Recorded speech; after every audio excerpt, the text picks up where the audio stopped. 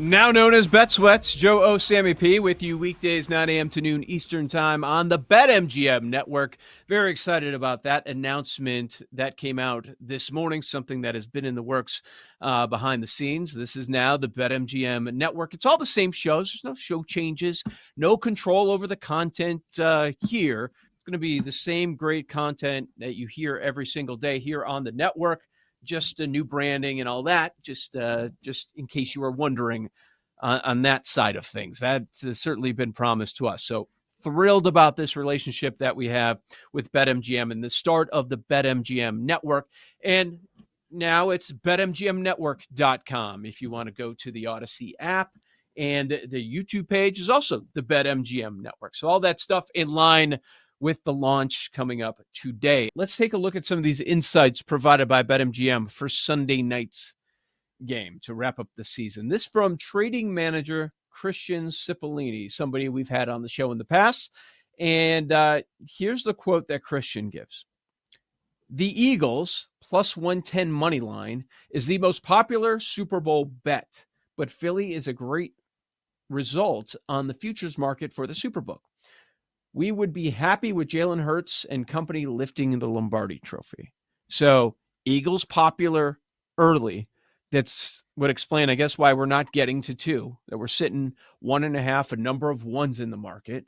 So the Eagles are very popular and they're fine with that result. Well, of course, because it's the Super Bowl and you're going to get so much on props. Are we at a point now, maybe the $1 million would knock this down, but I was wondering, are we at a point where the prop money outweighs the side money?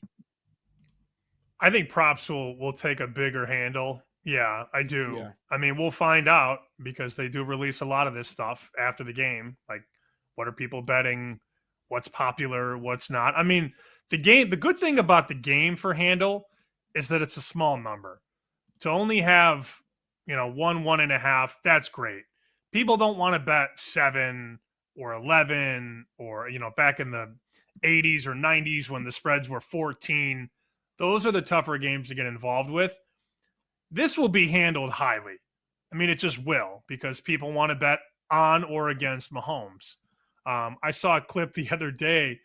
They had Lefko on You Better You Bet, and I thought he was good. He was very entertaining, as he always is. And the clip that I saw was Adam Lefko talking to Nick and Femi saying, Philadelphia is about to save America, which is pretty funny.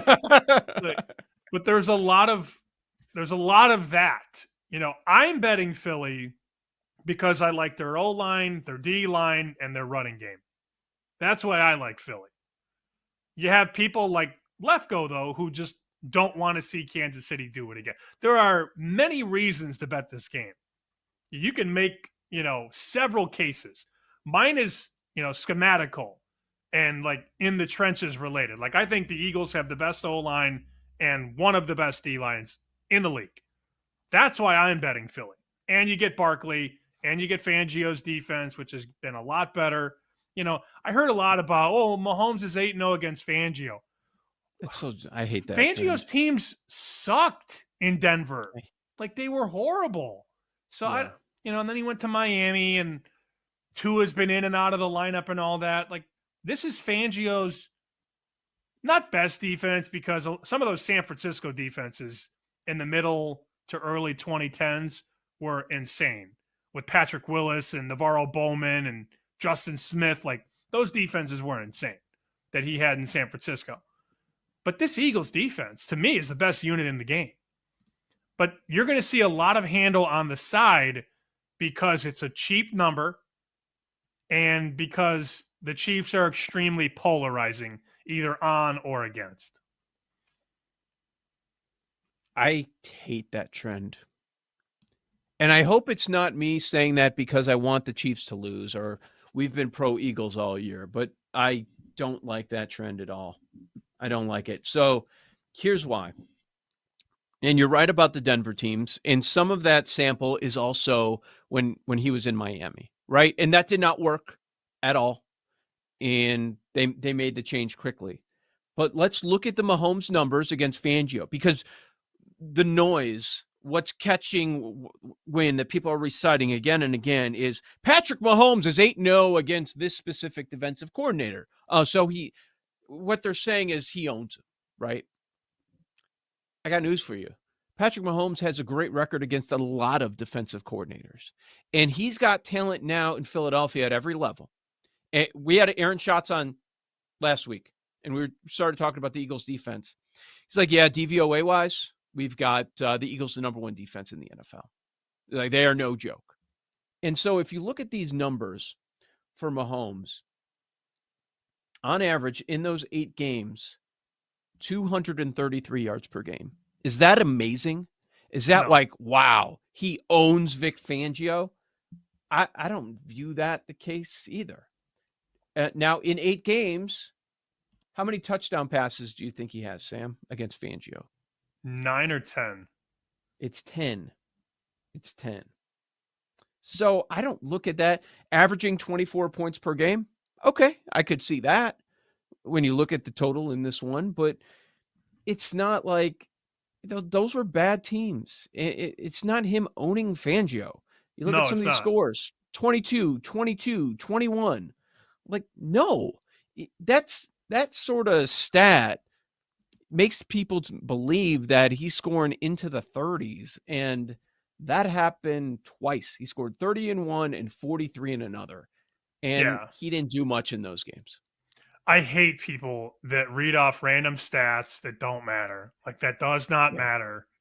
And you know what's going to be really infuriating is when the Chiefs win and somebody says, "See, told you, 9-0 against Fangio," and you'll be like, "Yeah, okay, like, you're right, but you're also wrong." Here are the quarterbacks that Fangio had. Here, just a sample of quarterbacks that the Broncos had when Vic Fangio was the head coach: Teddy Bridgewater, Drew Lock, and Joe Flacco. Yeah. Yes, I love it. I think that's important to point out because this is going to be mentioned again and again and again. I think it's a dumb trend. It means nothing to me.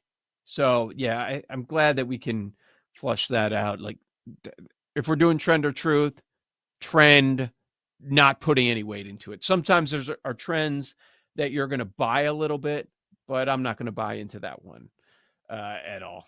That doesn't make a lot of sense to me. All right, as far as some of the other insights from BetMGM on Sunday Super Bowl, again, we mentioned Goddard early. That's been very popular. The over on the receiving yards. Wow, 99% of the money is on the over. The second most popular play, Xavier Worthy over on the rushing yards. That number's 5.5, 99% of the money on the over. Sam, what stands out to me is, oh, that's interesting because I want to say it's the last game or 2 playoff games ago. The Worthy rushing yard number was 2.5.